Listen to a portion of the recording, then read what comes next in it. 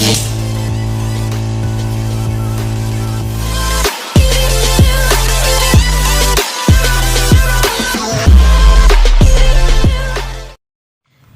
वालेकुम नाज़रीन, आज हम बनाने लगे हैं चिकन नगेट्स। उसके लिए ये मैंने सब्ज़ धनिया कट किया है और अब हम चिकन को कट करते हैं।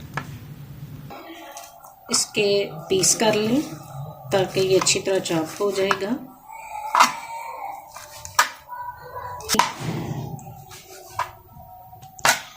इनके पीस हो जाएं तो इन्हें चॉपर में डाल लें। 2 से 4 ब्रेड ले लें, इनके ये किनारे अलग कर लें।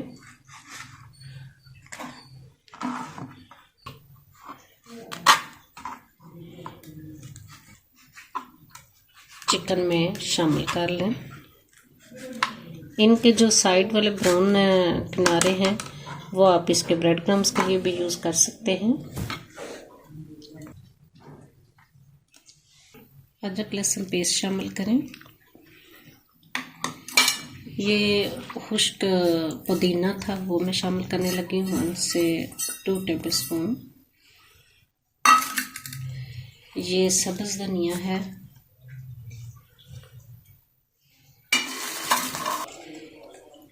Half tablespoon red paprika chilli है,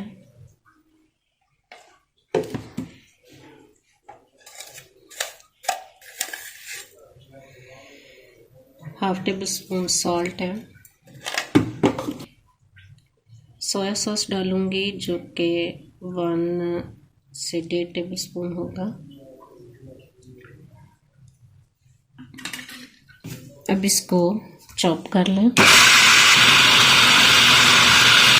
अब ये नाज़रीन देखिए हो चुका है। अब इसे मैं शेप दे देती हूँ। इसको अब शेप देंगे हम। एक दफ़ा अच्छी तरह थोड़ा हाथ से आपने गूंद लेना है। ये देखिए मिक्सचर जो है वो अच्छी तरह इसमें। अच्छा नाज़रीन, एक चीज़ स्किप हो गई थी, खुश्क धनिया पाउडर जो कि मैंने अभी ऐड किया है। अब इसको अच्छी तरह इसमें गूंदना पड़ेगा। अब नाज़रीन मैंने इसको अच्छी तरह एक शेप सी दे ली है, तो अब इसके पीसेस काट लेते हैं। आप पर डिपेंड है कि आप इसको कौन सी शक्ल, गोल देना चाहते हैं गोल दे लें, लंबी देना चाहते हैं तो लंबी दे लें। एक ख़ास शक्ल उस हिसाब से आप दे सकते हैं। ये देखिए, इस शेप को आप मज़ीद जो है वो थोड़ा सा स्क्वायर बना लें या जो भी आप देना चाहें। ये देखिए प्यारी सी शेप हो जाएगी। ये उठाते जाए। तो अभी उसको फ्राई करने का प्रोसेस है। आज की अच्छी बात ये है कि माफ़ करना सीखें, अपनी ज़िंदगी में ये असूल बना लें।